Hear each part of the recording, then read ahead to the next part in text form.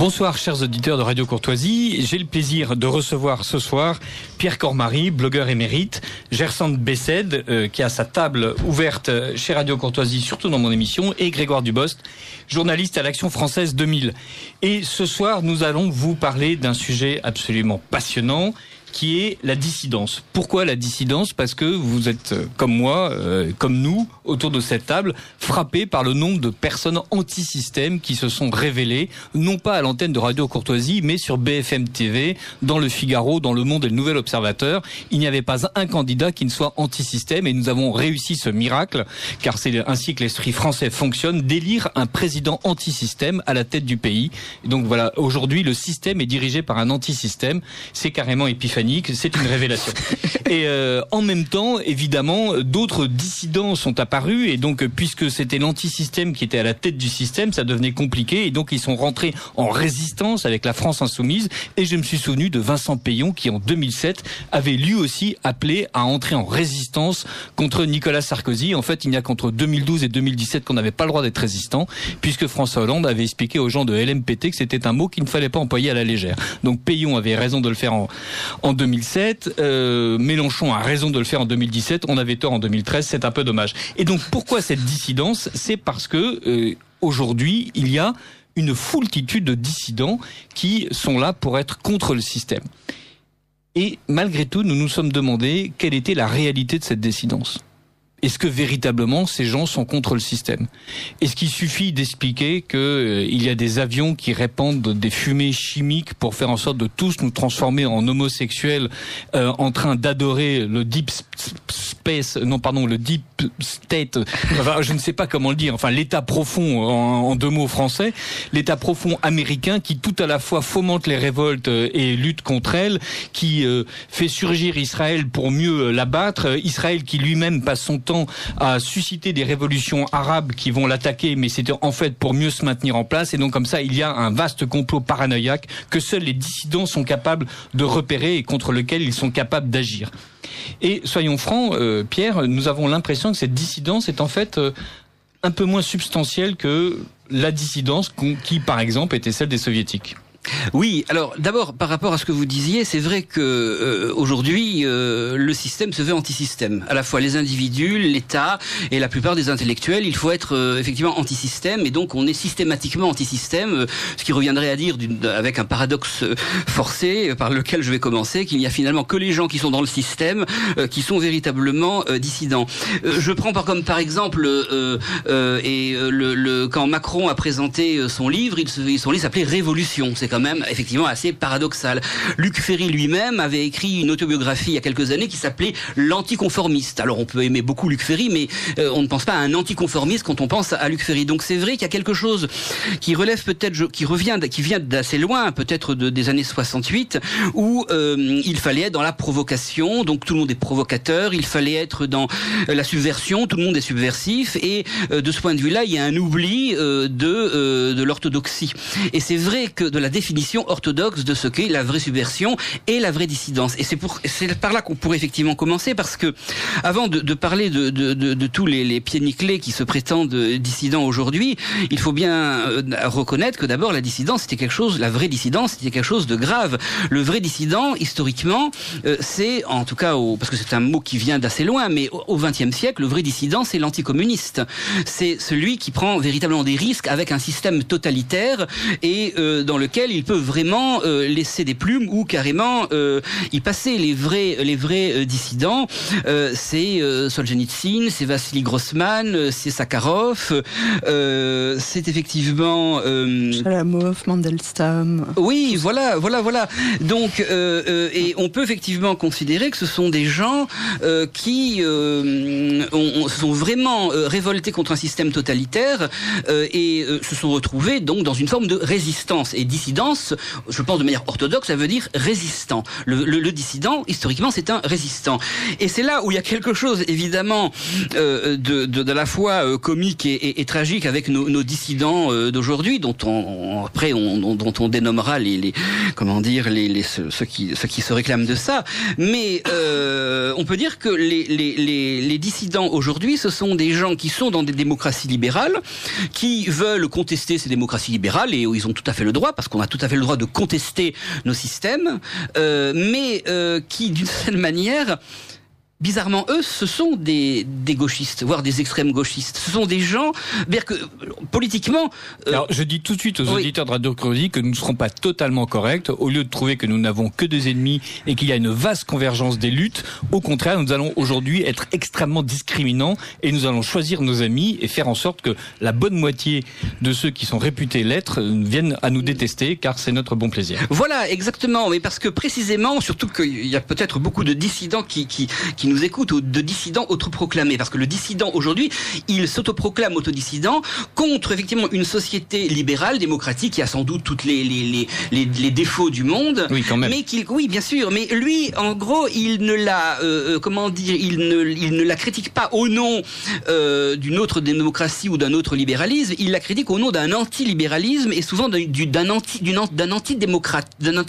antidémocratisme total. On peut dire à la lettre que le dissident, alors je pèse un peu mes mots parce que c'est pas évidemment vrai, il y a des dissidents aussi qu'on verra, qu'on lit de temps en temps, parce que c'est une notion très ambivalente.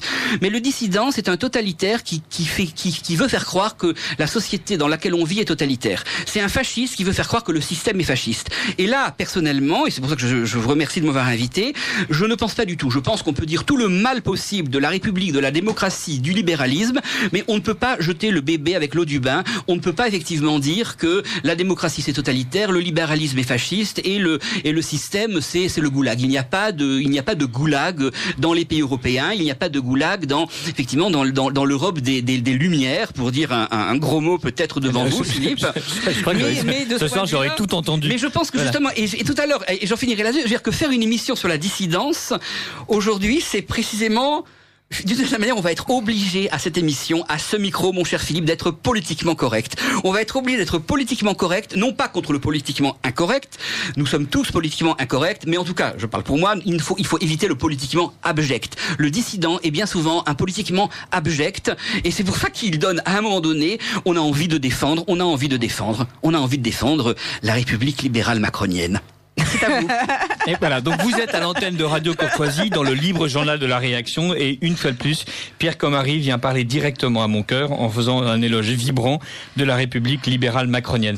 Mais nous n'allons pas trop insister sur ce moment pénible pour tout le monde, et je vais plutôt vous poser la question, Gersand. Ce qui est intéressant dans la définition que le camarade Cormary nous a donnée de la dissidence, c'est qu'on voit que, en quelque sorte, le dissident est celui qui a la haine de lui-même, la haine de soi. C'est-à-dire tout ce qu'il reproche au système, c'est en fait ce qu'il aimerait être. Oui, et notamment, on a l'impression que dans cette accusation qui est sans doute beaucoup moins d'être sans fondement qu'on ne pourrait le croire à écouter Pierre, d'un totalitarisme soft, il le récuse sans doute parce qu'il en souffre, mais il serait prêt lui-même d'ailleurs à être totalitaire. Oui, bien sûr. Alors déjà, alors je vais peut-être avoir une explication un peu psychologisante, mais le dissident d'aujourd'hui, c'est quelqu'un qui est oui, comme vous disiez, qui a la haine de soi. C'est un petit bourgeois parisien qui a la haine absolue et viscérale du bourgeois. C'est un technophobe hyper connecté, qui a 3 tablettes et 2 smartphones et qui est connecté sur Twitter. Et qui crache sa haine de la technologie à longueur de journée sur les réseaux sociaux. Voilà, c'est un ennemi viscéral de la liberté sexuelle, ce qui ne l'empêche pas d'aligner les conquêtes différentes tous les soirs, parce que lui, il en profite bien de la liberté sexuelle qu'il vomit par ailleurs. Eh bien, déjà, nous sommes ravis. Ce n'est pas autour de cette table qu'il y a des dissidents pieds nickelés. C'est un défenseur de la race blanche qui, en même temps, se plie en 4 pour lécher les babouches des musulmans, parce qu'il estime que ce sont des grands guerriers virilistes qui vont régénérer cet Occident dégénéré qui est bon pour mourir. En fait, il est le pur produit de la civilisation occidentale, là pour le coup décadente, c'est-à-dire c'est un décadent anti-décadence. Donc il nous explique, il se hait lui-même. C'est le truc de tout premier postmoderne venu en fait, qui accuse la société. Voilà, c'est pas moi, j'arrive pas à vivre comme je veux, je suis pas content, c'est la faute de la société. Et ça, il n'y a pas plus de postmoderne, plus décadent que ça en fait. Alors que tous ces gens se prétendent donc anti-décadents. Et alors, comme vous le disiez, ce dont il rêve, c'est effectivement une société totalitaire. On l'a vu aujourd'hui. On a appris qu'il y avait une pièce de théâtre au Festival d'Avignon qui allait être jouée, une pièce de théâtre sur les derniers jours de Mohamed Merah. Donc les dernières heures même de Mohamed Merah, donc visiblement ils ont repris les la dialogues des trois unités chères au classique français. Voilà. Et donc surtout, pardon, excusez-moi, je vous ai coupé, ils ont repris les dialogues que Merah a échangés avec la police. Voilà. Donc alors il est évident que ce n'est pas une pièce qui va dans le sens qui nous plairait nous. C'est parce que ils ont refusé, le théâtre en question a refusé par exemple de lire les textes de Charme de Charlie Hebdo. Bon, l'auteur de la pièce nous explique que bon, il faut relativiser, que Mohamed Merah n'est quand même pas bon. Donc oui, si on a bien compris la pièce, Mohamed Merah est présenté comme un guerrier en lutte contre un État oppresseur. Voilà. Bon, mais c'est une pièce de théâtre. Donc aujourd'hui, scandale sur les réseaux sociaux. La dissidence, justement, qui nous explique qu'il faut, bon, évidemment, vomir cette pièce. Ça, d'accord, très bien, on a le droit de ne pas aimer et de critiquer politiquement. Mais surtout, ils ont lancé une pétition pour demander l'interdiction de la pièce. Donc, ce sont ces mêmes personnes qui, toute la journée, se plaignent d'être elles-mêmes censurées, qui nous expliquent que c'est scandaleux ce qui leur arrive. Alors, que pour la plupart, ils ne le sont pas en plus, censurés, à l'exception de... Enfin, il peut y avoir des cabales, comme on l'a vu avec Millet, avec son livre sur Anders Breivik, mais il n'est pas censuré, son livre a pu être publié. Bon, là, ils veulent l'interdiction en fait, de la pièce, tout simplement, c'est parce que c'est scandaleux, on n'a pas le droit de dire ça, en fait. Donc, en fait, ils inversent le totalitarisme et veulent l'appliquer en fait à leurs voisins. C'est ça en fait leur seule dissidence en fait. Donc moi c'est quelque chose qui me... En fait, à chaque fois, ce qui est stupéfiant, c'est que ceux qui dénoncent les mots de l'époque, qui sont quand même effectivement une certaine censure, un contrôle a priori, une éjection de la rente médiatique au profit de certains et contre d'autres. Effectivement, Millet s'est fait élire, mais il s'est fait virer de Gallimard. Donc, il y a quand même effectivement un effet d'éviction où on se retrouve pas dans un goulag. Vous avez raison, Pierre, on n'est pas encore emprisonné, mais à côté de ça, on est frappé de silence social et on se retrouve un peu dans Black Mirror, en train de parler sans que personne puisse vous entendre. Alors, il faut quand même pas exagérer parce que si vous voulez, Millet continue à publier un certain nombre de livres. Il en publie plusieurs par an. Des livres admirables sur le ventre de Gérard Depardieu, le nez, si je ne m'abuse, d'un autre acteur français un peu obscur. Oui, de Bernard Ménez. C'est récemment. Ça. Et donc Éric Zemmour à son émission de télévision. Est-ce que Éric Zemmour se prétend dissident ? Lui, je suis pas sûr qu'il se prétende dissident, mais en tout cas, ses ouailles le voient comme un dissident persécuté, en tout cas. Alors, ce qui est amusant, donc il est persécuté en étant à la radio, à la télé, tout comme Natacha Polony, tout comme tous ces gens qui finalement leur rendent serviette dans tous les médias, en fait, du fameux système, mais qui seraient persécutés. Donc. Alors, Natacha Polony, qui, et d'ailleurs nous en sommes contents, vient de retrouver une place sur LCI, autrement dit comme mise au purgatoire. Ça a quand même été assez rapide. Oui, ça va, le goulag n'est pas trop difficile à supporter. Grégoire Dubos, il y a une grande figure de la dissidence qui est chère à votre cœur. Oui, vous pensez sûrement au général de Gaulle. C'est ça. Ce journal, décidément, abattra tous les tabous. Mais lui-même n'avait pas revendiqué l'étiquette, c'est-à-dire que c'était ses détracteurs, l'État français, le régime de Vichy et tous ceux qui étaient, disons, loyaux envers le maréchal Pétain, qui le traitaient de dissident, puisqu'il était entré en dissidence vis-à-vis de ce que ses contradicteurs considéraient comme étant la France légale et légitime. Et du coup, c'est intéressant par opposition de constater qu'aujourd'hui, on s'autoproclame dissident. Comme si c'était d'abord une posture. On se définit pas par rapport à une cause qu'on veut servir, un régime qu'on voudrait faire tomber. Si on veut faire tomber la République, on est royaliste. Si, je ne sais pas moi, on veut faire tomber la démocratie ou que sais-je. Non, on revendique une sorte de posture comme si c'était une façon de s'inscrire dans la société. Et tout à l'heure, on parlait même d'une forme de dandisme. Oui, c'est une espèce de confort intellectuel et moral quand même, cette posture dissidenciaire. Je suis dans la société que je méprise, que je conchis, que je conspue, mais en même temps, je me déclare soigneusement que je suis en marge, sans pour autant, effectivement, me fondre au fin fond des causses avec un troupeau de chèvres, en ayant brisé mon smartphone, mon téléphone, pour les élever en étant dehors des réseaux sociaux, ou en me lançant dans la production de jeux vidéo pour aveugles, dans le cadre d'un système coopératif. On a l'impression que je dis n'importe quoi. En fait, c'est une jeune pousse française qui, effectivement, est en train de développer un jeu vidéo pour aveugles qui est avec un système de son immersif qui permet aux aveugles de jouer véritablement avec une manette, donc avec une perception de l'espace uniquement fondée sur le son, et dans le cadre d'un système coopératif. Donc ce dissident-là s'assigne à lui-même une qualité physique qui est d'être à part, puisque donc vraisemblablement ce mot de dissident c'est presque d'abord une espèce de propriété physique de ce qui a été séparé et de ce qui se sépare volontairement, de ce qui tombe, de ce qui est sinon rejeté, du moins coupé hors du tronc. Et donc il s'assigne cette place, mais tout en restant à l'intérieur du système. Et il tient vraiment tellement à passer pour étant à part que lorsqu'il y a des passerelles, par exemple Zemmour, qu'on voit à la télévision et qui peut se rapprocher du dissident, le dissident vous explique que c'est une soupape de sécurité du système, comme il dit. Ah oui. Étant donné que ça ne peut pas tenir finalement. Alors là, donc là, il faut... un bémol, c'est où ça, ou alors l'exact inverse, c'est-à-dire qu'à ce moment, ou alors il faut valider tout ce que dit Zemmour à 100%, telle la première groupie de rockstar venue en fait.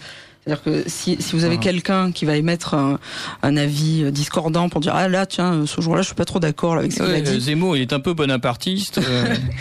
Là alors tout d'un coup tout le monde vous tombe dessus en vous disant le mot est lâché que c'est contre-productif.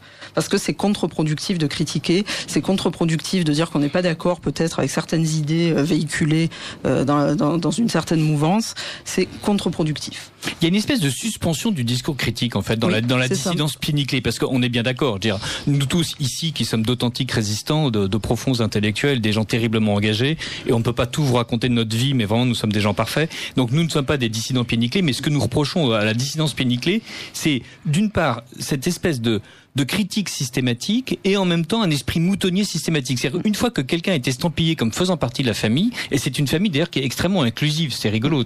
On se retrouve avec un cousin musulman du jour au lendemain, Michel Onfray qui est athée brusquement est un pote qui a son rond de serviette à table, et pourvu qu'on soit contre, on est obligé d'être avec tous ceux qui sont contre. Donc il y a une espèce de syncrétisme qui n'est pas intelligent. Je veux dire, nous avons consacré il y a quelques semaines une émission sur Michel Onfray en se demandant pourquoi diable tout le monde cherchait à obtenir les suffrages de Michel Onfray, qui à côté de ça est un parce que c'est Michel Onfray qui recherche les suffrages de tout le monde en fait. Oui, mais pourquoi diable ceux qui normalement devraient être opposés à Onfray, donc ces dissidents pied-nickelés, sont absolument ravis chaque fois qu'Onfray dit quelque chose qui va dans leur sens. Du coup Onfray est un type bien, et chaque fois qu'Onfray continue à dire des choses qui sont grotesques, oui mais ça c'est pas grave, on va laisser tomber. En fait ce système médiatique que nous rejetons, Onfray est une passerelle vers ce système médiatique, et donc il faut qu'on capitalise sur la médiatisation que nous offre Onfray par rapport au système médiatique qui précisément est censé être à l'origine de tous les maux. Donc il y a une perpétuelle tromperie de la dissidence vis-à-vis d'elle-même. C'est-à-dire, elle passe son temps à adorer ce qu'elle vomit. Maintenant, oui, c'est tout à fait vrai, mais là, je Bien pense sûr, que c'est moi qui le dis. oui, évidemment. Vous êtes sur Radio Courtoisie, dans le libre journal de la réaction. N'hésitez pas à intervenir par courriel, courtoisie@radiocourtoisie.fr, ou par téléphone au 01 46 51 00 85, d'autant que, si je ne m'abuse, il n'y a personne pour décrocher ce soir. Mais alors justement, puisque je suis le dissident de votre émission, mon cher Philippe, je ne pense pas moi que Zemmour, Millet, Natacha Polony, même Onfray, je ne pense pas que ce soit des dissidents. Je ne pense pas d'ailleurs eux-mêmes qu'ils se considèrent comme dissidents, parce que ce sont des réacs. Si on prend une terminologie, ce sont des réacs, et ils sont effectivement contre effectivement le dissident, lui, se veut vraiment seul contre tous. Le dissident veut changer le système. Le dissident a quelque chose de... Merci. On me fait signe pour bien parler dans le micro. Le dissident, effectivement, c'est un pied-nickelé, mais c'est un terroriste quand même potentiel. C'est quelqu'un qui est dangereux véritablement pour les libertés individuelles dont parlait Gersand, alors que Zemmour et Polony ne sont pas quelle que soit leur valeur, il y a pas on ne se sent pas menacé. Le dissident, moi, il me ferait penser. À deux choses, il me ferait penser, parce que j'aime bien j'aime bien Batman, il me ferait penser aux ennemis de Batman. Certains ennemis de Batman sont des dissidents actifs, très méchants, très anarchistes. Le Joker peut être un dissident, il est totalement contre la société, à la fois contre les gentils et contre les méchants, contre la mafia et contre les policiers. Il y a le pingouin, Bane qui est lui qui est un révolutionnaire contre tout le monde libéral et capitaliste, et qui fait sauter un stade au nom de sa haine de l'argent. Il y a Ra's al Ghul aussi, qui est l'ange, qui a été le mentor de Batman et qui revient et qui reproche à Batman non pas de punir les méchants, mais parce qu'il faut pas punir les méchants, il faut punir les gentils, et les gentils ce sont les bourgeois, les nantis. J'aimerais quand même que vous précisiez que Ra's al Ghul est un islamiste. Ra's al Ghul est un islamiste. Oui. Cela je l'apprends parce que moi, mais très bien. Enfin, à défaut d'être un islamiste, c'est un musulman. Voilà. Mais Et donc sa croisade purificatrice de l'Amérique occidentale n'est pas totalement dénuée d'arrière-pensée prosélyte. Mais justement, il y a quelque chose dans le dissident, parce que on est bien d'accord que les dissidents dont on va parler, ce sont des héros. Mais le dissident se rêve quand même véritablement sacrificateur, purificateur, et c'est en ce sens qu'il devient véritablement dangereux, même s'il se plante très régulièrement. Et par rapport à ce qui était le dissident, c'est l'homme du ressentiment. Tout à l'heure, on en a parlé. C'est l'homme de l'instinct de vengeance, c'est l'homme du ressentiment. C'est donc effectivement celui qui veut purifier la société, parce que peut-être effectivement lui, il a échoué dans cette société. Mais par rapport à ce que disait Grégoire, justement. Les dissidents ne se sont jamais, De Gaulle ne s'est jamais proclamé dissident. Les dissidents d'aujourd'hui se proclament dissidents. Ce sont des auto-dissidents. Et alors là, il y a quelque chose qui quand même relève d'une erreur et qui va contre ma chère orthodoxie, qui est que quand on est dissident, on ne devrait pas le dire. C'est exactement quand on est hérétique. Le véritable hérétique n'a jamais dit qu'il était hérétique. Et là-dessus, je voulais justement vous lire quelqu'un qui évidemment a tout compris à tout depuis un siècle, qui est Chesterton, qui au début justement d'Hérétique est un livre que tout le monde doit avoir lu au moins 10 fois. Enfin ça va vous changer les idées. C'est 10 minutes de Chesterton et les idées vont mieux, disait je ne sais plus qui d'ailleurs, je ne sais plus si c'est je ne sais plus qui, peu importe. Philippe Maxence. Voilà. Eh bien. Voilà, simplement je vais lire la page parce qu'à mon avis elle vaut le coup. Et quand Chesterton parle d'hérétique, il faudra entendre dissident. Rien ne trahit plus singulièrement un mal profond et sourd de la société moderne que l'emploi extraordinaire que l'on fait aujourd'hui du mot orthodoxe. Jadis, l'hérétique se flattait de n'être pas hérétique. C'était les royaumes de la terre, la police et les juges qui étaient hérétiques. Lui, il était orthodoxe. Il ne se glorifiait pas de s'être révolté contre eux. C'était eux qui s'étaient révoltés contre lui. Les armées, avec leur sécurité cruelle, les rois au visage effronté, l'État au procédé pompeux, la loi au procédé raisonnable, tous, comme des moutons, s'étaient égarés. L'hérétique était fier d'être orthodoxe, fier d'être dans le vrai. Seul dans un désert affreux, il était plus qu'un homme, il était une église, il était le sang de l'univers. Les astres gravitaient autour de lui, toutes les tortures arrachées aux enfers oubliés n'auraient pu lui faire admettre qu'il était hérétique. Or, il a suffi de quelques phrases modernes pour l'en faire tirer vanité. Aujourd'hui, il dit avec un sourire satisfait « Je crois que je suis bien hérétique. Je crois que je suis bien dissident. » Et il regarde autour de lui pour recueillir les applaudissements. Non seulement le mot hérésie, dissident, ne signifie plus être dans l'erreur, il signifie en fait être clairvoyant et courageux. Et je pense que le dissident d'aujourd'hui, en effet, non seulement subvertit le sens du mot dissident, mais subvertit lui-même son statut vis-à-vis de ça. Tout à fait. En vous écoutant, évidemment, on pensait à ceux qui se disent anti-système, comme François Fillon, Emmanuel Macron et donc tous les autres candidats à la présidence de la République qui visaient tous le fait d'être à la tête du système et donc considéraient que le meilleur moyen de prouver leur clairvoyance sur le système, c'était bien de prétendre en être les antithèses. En vous écoutant aussi, on pensait évidemment à Savonarole, voilà, qui en matière de je viens porter le feu et purificateur, à défaut d'ailleurs justement comme De Gaulle qui veut restaurer la France, Savonarole préfère supprimer Florence et l'ensemble des Florentins et des œuvres florentines plutôt que d'être véritablement comme un Saint-Vincent de Paul ou un Saint-François extrêmement subversif, c'est-à-dire prêchant la pauvreté mais sans prétendre renverser l'Église ni le royaume de France, être véritablement des levains pour faire lever une pâte, certes affadie, certes dessalée, mais qui par leur grâce, par leur entremise, est réellement transformé. On a l'impression que le dissident pied nickelé est juste celui qui est encore, incapable de penser le monde autrement qu'il n'est. Et il ne veut que le détruire ou en faire partie en étant à sa tête. Disons c'est exactement ce que fait Savonarole. Non, quand même. Non, alors là, justement, je vais défendre Savonarole. Ça m'aurait étonné. Mais voilà, vous êtes sur Radio Courtoisie, dans le libre journal de la réaction. Pardon. Philippe. Non, je vais défendre. Non, Savonarole est sans doute l'un des personnages historiques les plus détestables de toute l'histoire de l'Europe. Mais on peut pas le dire que c'est un pied nickelé. Savonarole a vraiment été brûlé. Savonarole a vraiment pris des risques. Et je pense que et c'est exactement ce que j'essaye de dire, parce que finalement, en fait, il y a deux axes dans notre débat. Il y a celui que Gersand et vous, Philippe, essayez de dire que le dissident, en gros, est un rigolo, un clown, et c'est vrai aujourd'hui avec nos dissidents français. Mais il y a quand même des vrais dissidents qui sont, je dirais, qui sont l'honneur de la dissidence. Et Savonarole n'est pas un pied nickelé. Mais c'est pour ça qu'il a été bien plus dangereux et bien plus, comment dire. Non, mais Savonarole n'est absolument pas l'honneur de la dissidence comme Solzhenitsyn ou aussi Mandelstam. Oui, bien sûr. Il y a les vrais dissidents comme Solzhenitsyn qui consacrent, ou Saint François d'Assise, qui consacrent leur vie à restaurer la société tout en ne s'abstrayant pas d'en faire partie. Et il y a les dissidents comme Savonarole ou d'autres hérétiques qui veulent faire table rase et qui du coup font leur petit royaume dans leur coin après avoir expliqué que le grand royaume et le grand Satan considèrent que le petit royaume où ils seront le petit Satan en chef est quelque chose d'admirable. C'est pour ça que quand on parle de dissident pied nickelé, le dissident du clavier, le pied nickelé, il veut aussi faire table rase. C'est pour ça qu'il participe bien de la même logique du faux dissident. Et vous parliez tout à l'heure de Zemmour, Polony, Millet, les uns et les autres, donc dont on se dit en fait ils sont réactionnaires, et même si le dissident pied nickelé veut l'absorber, lui-même ne se réclame pas comme étant tel dissident. Mais par exemple, Gersand, quelle serait pour vous une figure d'un vrai dissident d'aujourd'hui? Un vrai dissident d'aujourd'hui? Non, pas un vrai dissident. On dirait le dissident fantasmatique, cette espèce de héros solaire qui entend porter un feu purificateur dans le système. Un nom. Ils aimeraient tous l'être, mais est-ce qu'Alain Soral, par exemple, est un dissident? Il aimerait bien.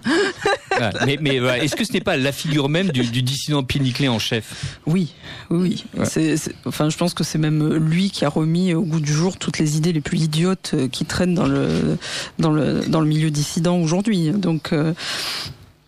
Donc Soral, c'est lui d'ailleurs ça a été un des premiers à l'époque récente qui s'est proclamé dissident d'ailleurs. Je vous interromps juste une seconde. Voilà, donc nous avons quelqu'un qui peut répondre à vos questions. Donc vous êtes sur Radio Courtoisie. N'hésitez pas à appeler au 01 46 51 00 85 ou à nous envoyer un courriel à courtoisie@radiocourtoisie.fr. Oui, alors donc Alain Soral, donc il s'est autoproclamé dissident. Il a pas vraiment d'idée politique bien arrêtée au début. Il va se faire sa petite tambouille au fur et à mesure que les années vont passer. Il va se trouver des niches en fait à exploiter, des niches commerciales en vérité, pour essayer de gagner de l'argent et surtout de la notoriété. Et se faire passer pour un grand penseur qu'il n'est pas. Je veux dire, si Onfray n'est pas, enfin déjà c'est un sous Onfray, alors c'est dire.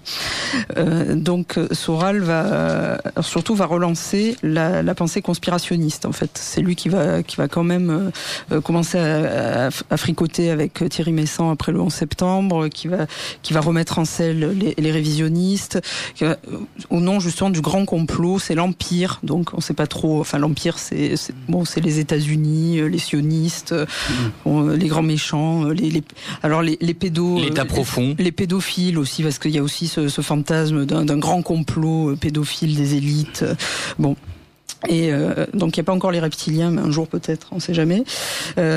Et donc tout est bon pour, tout ce qui va contre les États-Unis et les sionistes est bon à prendre en fait. Donc à partir de là, on va soutenir les pires dictatures de la planète. D'ailleurs là en ce moment, Alain Soral est à Pyongyang en train de en Corée du Nord, donc faire des quenelles. Il a fait une quenelle. Il est en train de faire des quenelles à Pyongyang. Et voilà, Solzhenitsyn se contente d'écrire l'archipel du Goulag, et heureusement Alain Soral sauve l'intelligence humaine en allant faire des quenelles à Pyongyang qu'il diffuse sur les réseaux sociaux propagés par les grands conglomérats américains aux ordres de l'État profond. Mais alors, si vous voulez, cette idée-là que tous ces régimes les plus totalitaires, donc que ce soit Cuba, le Venezuela, donc qui on le rappelle ces dernières semaines a quand même tué une centaine d'opposants qui osaient manifester dans les rues, donc Pyongyang qui est un camp à ciel ouvert, hein, c'est plus un pays, c'est vraiment un camp de la mort. Et donc là, on soutient tout du moment que ça va contre les méchants américains ou les méchants sionistes, donc contre l'Empire. Donc ça n'a plus aucun sens. Pendant ce temps, vous avez des vrais résistants en Corée du Nord. D'ailleurs, je porte à votre connaissance un livre qui est sorti l'année dernière dans l'indifférence médiatique général, là pour le coup. Personne n'en a parlé, puisque c'est un recueil de nouvelles d'un dissident nord-coréen qui vit en Corée du Nord. Le livre est sorti sous le manteau, comme à la grande époque soviétique. Donc le livre, l'auteur s'appelle Bandi, c'est un pseudonyme, parce qu'évidemment il ne peut pas publier sous son nom. Ça s'appelle La Dénonciation, c'est aux éditions Philippe Piquet. C'est une série de nouvelles sur la vie en Corée du Nord, comment ça se passe réellement. Et bien évidemment, comme là nous avons affaire à un vrai dissident, même la grande presse, alors que c'est publié chez un éditeur très connu, et la grande presse n'en a pas fait mention. Voilà, ni Alain Soral d'ailleurs. Et Grégoire Dubos, vous qui n'aimez pas trop les conspirationnistes, est-ce que vous considérez que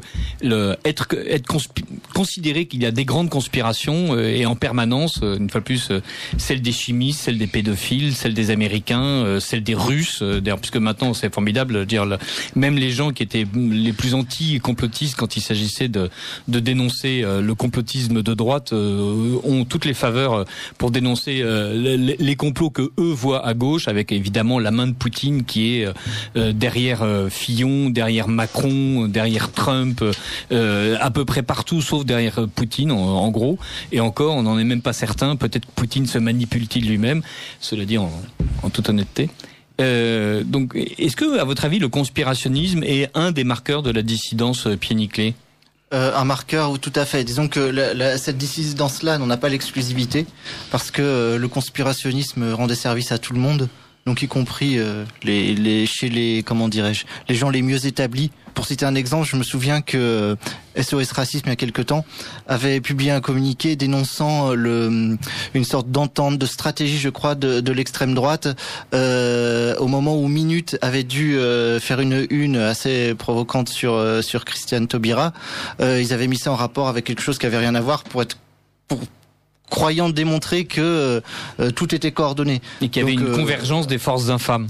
Donc la dissidence autoproclamée n'a pas le monopole du conspirationnisme, mais elle en est en quelque sorte le fer de lance, et ça me semble être un marqueur assez typique pour la définir, puisqu'effectivement Alain Soral a bien relancé ça, mais moi je sais pas, par exemple, quand on parle de dissidence, je pense beaucoup à quelqu'un comme Pierre Hillard, qui est un petit peu qui théorise plus ou moins l'idée que l'ordre international est le fruit de quelques volontés d'inspiration satanique, il m'a dit lui-même. Donc ça me semble être un marqueur très très important, avec toujours très souvent en tout cas on en revient à l'antisémitisme, à cette élite perverse qui va peut-être ouvrir une pizzeria pédophile, allusion à un épisode de la campagne américaine, hein. Alors, voilà, effectivement, ça faisait partie des bobards qui avaient circulé. Mais encore dernièrement, j'ai croisé dans le camp des pro-Trump. J'ai croisé un ancien proche d'Alain Soral qui nous a expliqué que aujourd'hui, si on promouvait tellement l'éducation sexuelle dès le plus jeune âge, c'était pour habituer les enfants à être violés par tout un chacun demain, pour le bon plaisir d'une élite qui met patiemment en œuvre son plan machiavélique. Merci d'avoir employé tous les mots qu'il faut. Gersand. Oui, mais alors en plus, ce conspirationnisme s'étend à tous les domaines de la vie, en fait. C'est-à-dire, parce qu'il y a aussi une obsession, alors qui effectivement n'est pas, comme le disait Grégoire, exclusive à la dissidence dont nous parlons, mais il y a une obsession pour tout ce qui peut être, tout ce qui peut empoisonner, en fait. Donc tout nous empoisonne, et tout ça, c'est un vaste complot.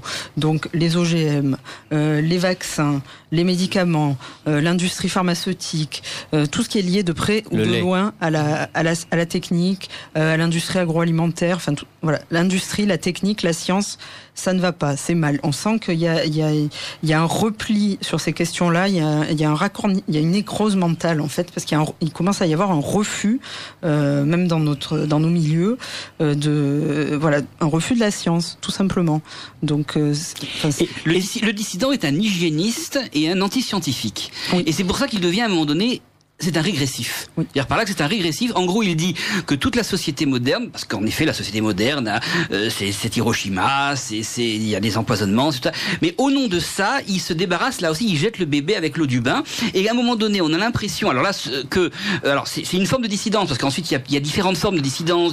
Mais cette forme-là, c'est peut-être la forme la plus fascinante, parce que la plus séduisante, il y a l'idée qu'il y a un aspect tribal, c'est-à-dire qu'il faut revenir à quelque chose de régressif, de préhistorique, de la loi naturelle vraiment. Alors là, on était chez les communistes, là on retourne chez les nazis. Qui n'est jamais défini d'ailleurs. Qui n'est jamais défini parce que c'est toujours l'argument d'autorité. On nous dit voilà, ce n'est pas comme ça qu'il faut faire, c'est la loi naturelle. Voilà. Et donc il y aurait quelque chose de régressif et de tribal. Et donc et là on est vraiment dans cette idée non pas donc de réformer le régime ou le système ou de le corriger, mais véritablement de le transformer, de le liquéfier, de le liquider au nom d'un arrière-monde. Le dissident, c'est quelqu'un qui recherche en fait un arrière-monde. Et c'est pour ça que, par exemple là, je ne sais pas si vous me permettez, j'ai un ancien numéro. Non, je plaisante. Pardon. Vous me permettez. Non, je vais, ça va aller dans votre sens, ça va aller dans le sens de tout le monde. On va faire un peu de consensus. Enfin là, on est d'accord de toute façon. Mais c'était dans un ancien numéro d'éléments qui est aussi, enfin, qui est une excellente revue. Enfin, par là que moi je la lis de temps en temps. Là, c'est un numéro de décembre 2014. Mais évidemment, il y a quand même dans le côté éditorial d'éléments toujours cet anti-système, anti-empire. Et à la page donc 06, page 6 de ce numéro, il y a une interview d'un certain Lucien Cerise, propos recueillis par Alain de Benoît, qui s'appelle « Le système cherche à nous dissoudre ». Et alors là, on est en plein dans le cœur du dissident. Le système cherche à nous dissoudre. Le chaos, alors là je lis simplement le chapeau, le chaos n'est plus l'ennemi des classes dirigeantes, le chaos est devenu la stratégie privilégiée du système. C'est la thèse développée par Lucien Cerise, oui, essayiste venu de l'extrême gauche et auteur remarqué d'un essai gouverné par le chaos qui décrit l'orchestration rationnelle et méthodique de cette guerre de tous contre tous. Et c'est ça qu'il y a quelque chose, et dans l'article à un moment donné, Lucien Cerise explique que en gros, le système, c'est un mélange en fait de la droite libérale et de la gauche libertaire. Et c'est ça qui est effectivement intéressant, c'est-à-dire que le fameux libéral libertaire. Exactement. Et c'est pour ça que je disais tout à l'heure, quand on a commencé cette émission sur la dissidence, ça donnait envie de défendre le politiquement correct. Et là, quand on lit effectivement les dissidents, ça donne envie d'être libéral et libertaire au-delà même de ce que l'on peut être soi-même. Comment? Au-delà même du raisonnable. Au-delà même du raisonnable, parce que il y a tout de même quelque chose où si vous voulez, là on parlait de là où ni Zemmour ni Polony ne menacent nos libertés, ou peut-être veulent-ils les corriger de temps en temps, et ça serait justice après tout, pourquoi pas. Mais chez le dissident, il y a l'idée effectivement d'un arrière-monde, d'un nouveau monde, et également d'un nouvel homme à un moment donné, d'un nouvel homme qui serait donc naturel, qui serait païen, enfin, etc. Si je peux me permettre, quand vous parlez de cet arrière-monde qui en fait va produire un nouvel homme, on est exactement dans le cas des salafistes qui rêvent un islam des origines, qui en fait est un pur fantasme, et non pas un fantasme réactionnaire, mais un fantasme progressiste. Dire en fait, l'islam des origines n'est absolument pas l'islam dont rêvent les salafistes, ni les wahhabites. Dire la manière dont ils réinventent un islam pur qui va leur permettre de rénover le monde est typiquement une démarche des Lumières, vous me pardonnerez Pierre, de rénovation de tout le système par l'apparition d'un homme nouveau, et une fois de plus, la meilleure manière de faire apparaître un homme nouveau, c'est surtout de supprimer tous les vieux hommes, tous les hommes anciens. Et donc cet arrière-monde est en fait un futur. Et donc le dissident ne rêve que d'une chose, c'est d'un confort. Enfin, une fois de plus, le dissident pied nickelé qui refuse la complexité du monde et qui préfère y substituer une version totalement paranoïaque, qui d'ailleurs a le mérite, comme dirait votre chef Chesterton, d'être rationnel. Le fou ayant celui qui qui a tout perdu sauf la raison. Donc le dissident, effectivement, considère que tout est un vaste complot, parce que c'est beaucoup plus simple de considérer que le fait qu'il y ait une grève des camionneurs poubelliers à Marseille est totalement connecté avec la manière dont vraisemblablement les scientifiques nous mentent sur le réchauffement de la planète, et où en fait les ours polaires sont en train de proliférer dans une ultima thule qui a été dissimulée par l'état profond au fin fond des cités aztèques qui sont couvertes par le secret de la NASA, à peu près, je résume. Tout ça, évidemment, cette vraie complexité. Avec Philippe, on voyage. On voyage, on se retrouve au pôle Nord, au Pérou, etc. Dans les mystérieuses cités d'or, c'est formidable. Mais parce que on reste sur Terre, mais avec Gerson, on va bientôt partir. Mais oui, mais même sur Mars, de toute façon, la NASA vient d'être. On se demande pourquoi d'ailleurs la NASA a éprouvé le besoin d'opposer un démenti formel aux conspirationnistes qui expliquaient qu'il y avait justement des colonies d'enfants esclaves sur Mars. Oui. Voilà, donc puisque malgré tout ça faisait la NASA, donc l'agence spatiale américaine a éprouvé le besoin de nous expliquer que non, en fait, les voyages interspatiaux n'existaient pas au point d'être capables d'acheminer des cargaisons entières de lardons sur Mars. Alors juste avant que nous ne poursuivions, nous avons car je vais vous répondre sur les lumières quand même. Oui, mais alors on va plutôt répondre aux auditeurs de Radio Courtoisie. Quelqu'un nous fait remarquer, et c'est très gentil, et nous le remercions. Ouf, vous êtes encore là. Merci à Gerson d'avoir cité Shalomov, trop oublié souvent, et pour avoir une idée de ce que vit un antisystème, lisons les récits de la Colima, bien cordialement. Nous remercions cette dame qui effectivement a la gentillesse de nous écrire régulièrement pour nous dire que nous sommes excellents. Nous partageons son avis, mais nous la remercions de bien vouloir l'exprimer à notre place. Et donc un autre auditeur, un homme, nous dit: vous êtes plus tordu qu'un tire-bouchon. Et donc nous ne sommes pas totalement d'accord. Nous pensons surtout que ce sont les dissidents pieds-nickelés qui eux sont carrément fous. Et un autre auditeur nous dit: il vaut mieux des Éric Zemmour, des Michel Onfray et bien d'autres que rien du tout. Ils sont ce qu'ils sont. Pour l'instant, on doit faire avec. D'une part, d'autre part, ils ne peuvent pas être trop antimondialistes. Il faut ruser avec l'ennemi. Merci. Si je peux me permettre, j'aimerais répondre à cet auditeur. Effectivement, d'abord, pour nous, Éric Zemmour est quelqu'un d'intéressant. Michel Onfray nous paraît être plutôt, très largement surestimé. Mais surtout, ils n'apparaissent pas dans une espèce d'univers intellectuel vide. Je veux dire, la réaction en France à un discours extrêmement construit, depuis saint Thomas d'Aquin jusqu'à Charles Maurras et deux ou trois autres. Et donc, il n'y a pas besoin, en fait, de considérer que le dernier médiatique qui parle est en train d'apparaître comme un astre dans une nuit noire. Il y a une longue tradition de critique de la République, de la démocratie, du totalitarisme, du communisme, du nazisme. Enfin, tous les outils intellectuels pour être un véritable, sinon dissident, en tout cas opposant au totalitarisme mou et macronien dans lequel nous baignons comme dans un miel frelaté, vous me pardonnerez, Pierre, sont là. Et oui, Gersand, juste avant que je fais juste une petite parenthèse pour dire que c'est. Alors là, on est en plein cœur d'une des lubies de la dissidence, qui consiste à prendre des éditorialistes pour des penseurs politiques. C'est pas la même chose. Et donc là, on est en pleine décadence de la pensée. C'est-à-dire que Éric Zemmour n'est pas un philosophe, ne le prétend pas. C'est un éditorialiste, un polémiste. Et les gens qui l'écoutent le prennent pour un penseur politique. Donc là, on a un problème, en fait. Parce que là, il y a une chute, en fait, intellectuelle, si vous voulez. Oui, Ortega y Gasset, lui, effectivement, est un penseur, et d'ailleurs un penseur réactionnaire qui précède tout le monde. Enfin, un dernier message. Je suis énervé contre la teneur des propos échangés ce soir sur Radio Courtoisie, dans la mesure où on est dans le noir et blanc. Celui qui parle fait référence, alors c'est vous Pierre, celui qui parle fait référence au cinéma américain pour traiter de sujets d'ordre politique et philosophique. Tout n'est pas noir, tout n'est pas blanc. Ne s'agit-il pas d'une réduction? N'êtes-vous pas coupable d'une espèce de réduction ad Batmanum Ah mais moi je suis un lecteur de quelqu'un qui m'a beaucoup marqué quand j'étais à l'université de Nice, c'est Clément Rosset. Et Clément Rosset utilise quand il veut parler d'un concept philosophique autant d'une pensée de Parménide que d'un dessin de Tintin.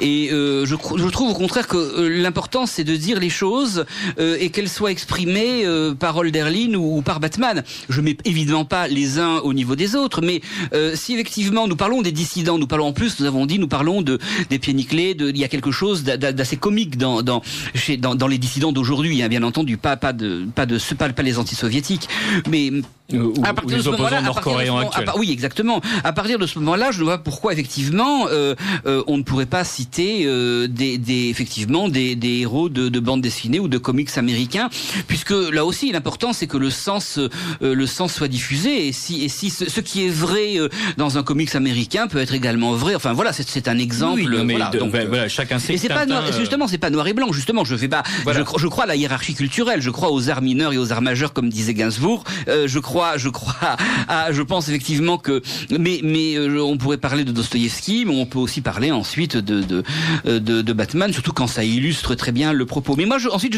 je voulais revenir simplement, puisque vous me donnez la parole, sur les Lumières.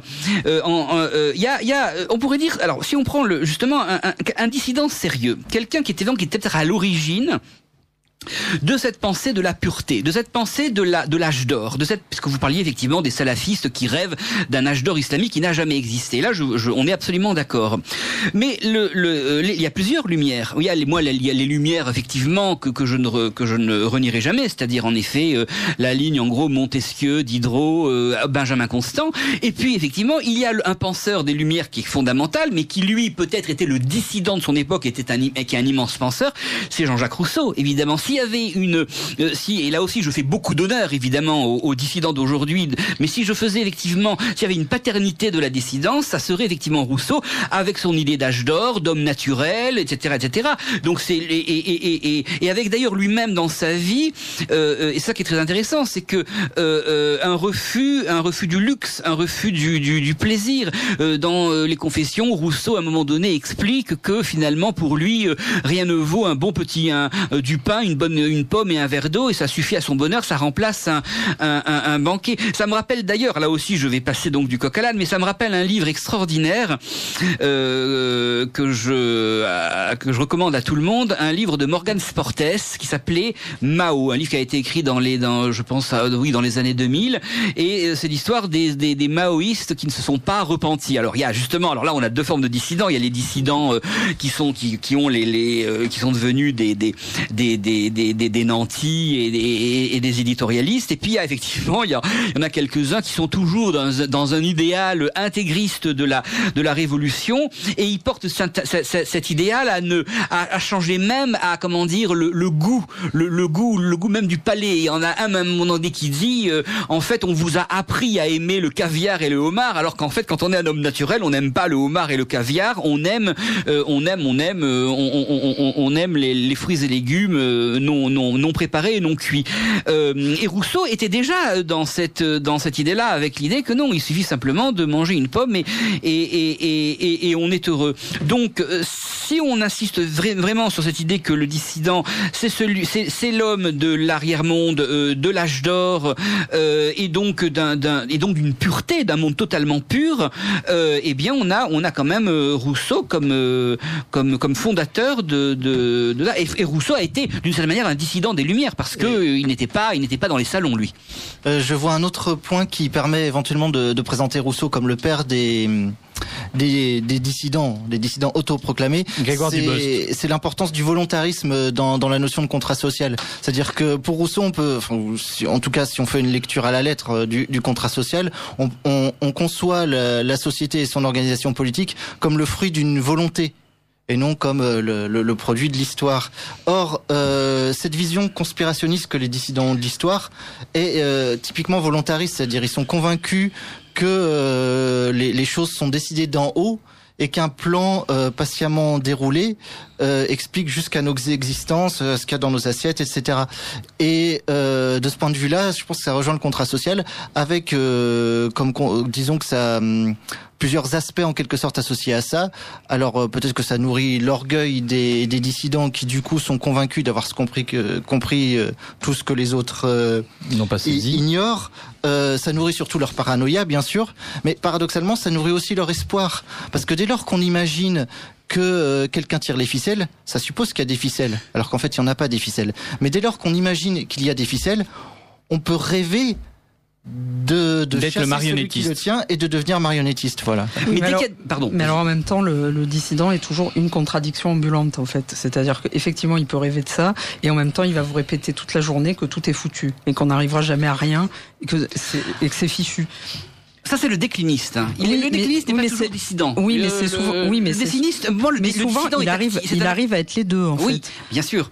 Mais pour moi, le dissident, c'est pas simplement un décliniste ou un misanthrope ou un réactionnaire ou quelqu'un qui dit voilà que tout est foutu. Non, non, moi, le devenir du dissident, c'est quand même effectivement le révolutionnaire, le salafiste si on est en islam, et en tout cas le terroriste. Enfin, il veut changer quelque chose. Oui, mais je pense qu'il est ambivalent en fait. Il a toujours cette contradiction en lui, c'est-à-dire d'une minute à l'autre, autant il peut avoir effectivement cette volonté de changer les choses, et 2 minutes après, il va vous dire ah mais non, mais de toute façon tout est foutu parce que lié à la culture du persécuté. Voilà. Bien sûr. On ne peut rien faire. Non, mais ça c'est parce que quand même, on est d'accord. Nous sommes en train de parler non pas du vrai dissident, mais du dissident pied nickelé, dont effectivement Rousseau est le modèle, y compris dans le fait que, sous prétexte de pouvoir manger des pommes, en fait, il a souvent soupé d'ortolan, et que sous prétexte d'être un éducateur, il a largué ses mômes, et que sous prétexte de nous apporter la liberté, il approchait le totalitarisme. Donc effectivement, un homme riche, et vous avez parfaitement raison de le mettre comme figure tutélaire du dissident pied nickelé. C'est surtout le dissident passe sa vie à être dans la contemplation et non pas dans l'action, le dissident pied nickelé. Le dissident pied nickelé, c'est celui qui, évidemment, d'un côté, explique qu'il a parfaitement compris comment marchait l'État, mais qui refuse absolument de prendre les commandes. Le dissident pied nickelé est vraiment un peu comme chez Jalon, où il y avait le CEPACON, le cercle d'études de la philosophie d'action contemplative. Donc il est dont je faisais partie. Oui, c'est pas dont Pierre faisait partie. Donc Pierre est membre du CEPACON. C'est pas le militant politique, parce qu'effectivement le militant politique, lui, il essaie de faire quelque chose, alors avec plus ou moins de réussite, mais bon, il essaie de faire quelque chose. Après, il est engagé, comme on dirait, avec beaucoup de guillemets. Après, effectivement, on peut retrouver dans les discours, dans les éléments de langage que le militant va tenir les discours de cette dissidence qu'il va recracher parfois sans réfléchir, mais au moins il essaie de faire quelque chose.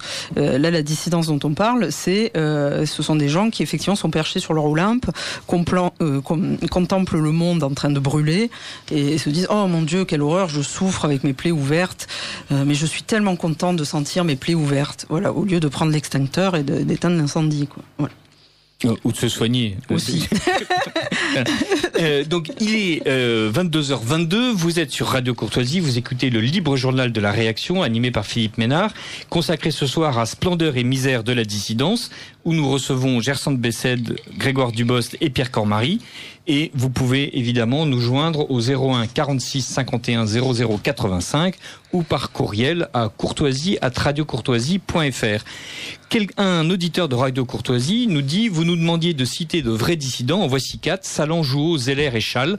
Voilà, les généraux de l'armée française, ils ont insisté, ils ont tout perdu face à l'infâme. Effectivement, voilà des gens qui ont décidé à un moment donné qu'il était raisonnable de rentrer en dissidence, et ils l'ont fait avec un sens de l'action politique, et évidemment un certain insuccès, soyons francs, il semble que ça a échoué, mais voilà, eux ce n'étaient pas des dissidents pieds nickelés. Non. Voilà, parfait. Non, j'attendais. J'étais prêt à sévir, voilà. Donc, un auditeur de Courtoisie nous dit: les protestants étaient dissidents. Alors, non, mais ça, c'est toujours la question de savoir, parce qu'on est dissident par rapport à un système. C'est-à-dire que, dans ce cas-là, on pourrait dire, même avant que les protestants, on pourrait les dire dissidents par rapport au monde catholique. Mais comme d'ailleurs les chrétiens primitifs étaient sans doute dissidents par rapport au monde romain. Et que peut-être, évidemment, les républicains naissants étaient dissidents dans la monarchie. Et aujourd'hui, les royalistes seraient peut-être dissidents dans la République. Donc, maintenant, chez les protestants, oui, peut-être, puisqu'il y a quand même une volonté, là, effectivement, de changer véritablement la perception de la parole divine. Donc oui, sans doute. Ensuite, c'est des débats vraiment de spécialistes. Mais c'est vrai que le dissident est, sur un plan, si on le définit de manière totalement dans l'absolu, c'est quelqu'un effectivement qui d'ailleurs, j'ai même la définition de Wikipédia, si ça vous intéresse. Voilà. Non, parce que jusqu'à maintenant, on s'était un peu cantonné dans des choses assez faciles. Voilà. Rousseau, Rousseau et les récits de la Colima, mais Wikipédia, voilà, ça, alors les auditeurs nous excuseront.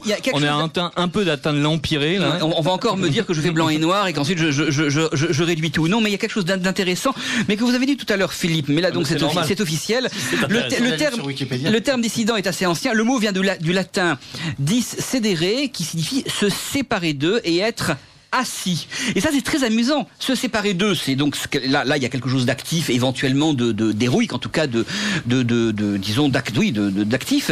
Mais être assis, dire le dissident, ça serait l'assis de Rimbaud, dire celui en effet qui est derrière son écran, qui vomit toute l'humanité entière, tout en mangeant ses hamburgers et tout en étant contre la société de consommation. C'est très intéressant. Être assis. Voilà, Wikipédia nous apporte, enfin en tout cas l'étymologie. On est parfait. C'est le juif. Moïse lui dit viens, on va se tirer d'Israël, et en cours de route, il explique que non, il a mal aux pieds, il s'assied au bord du chemin, quoi, si possible, alors que la mer Rouge vient de s'ouvrir. Voilà.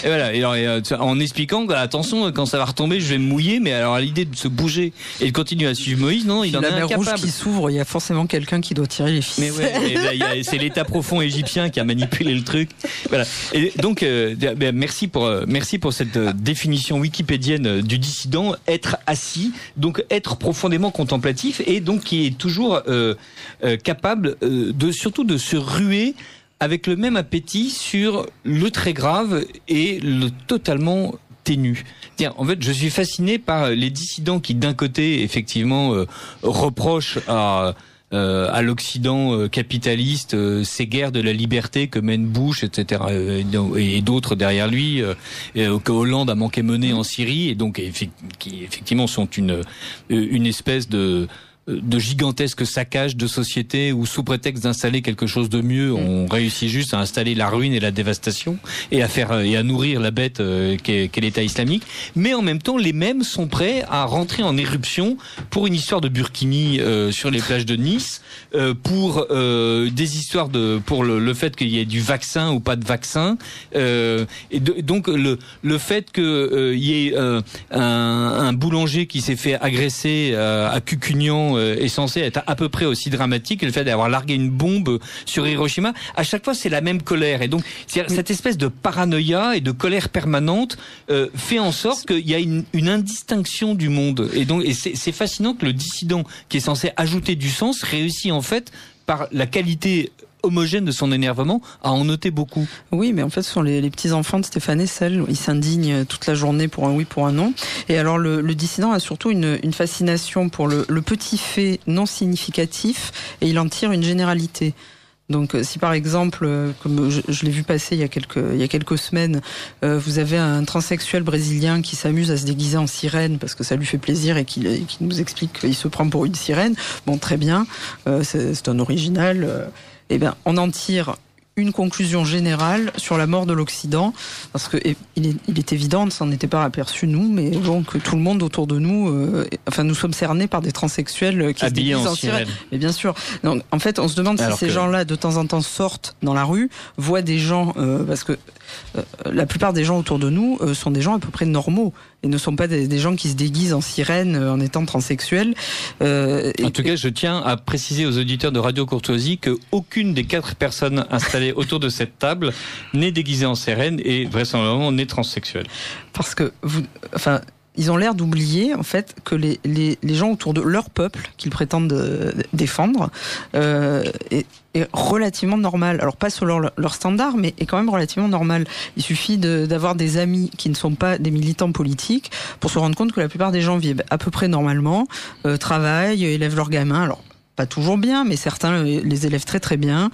Et il faut arrêter aussi de toujours penser que le petit exemple insignifiant est forcément la généralité.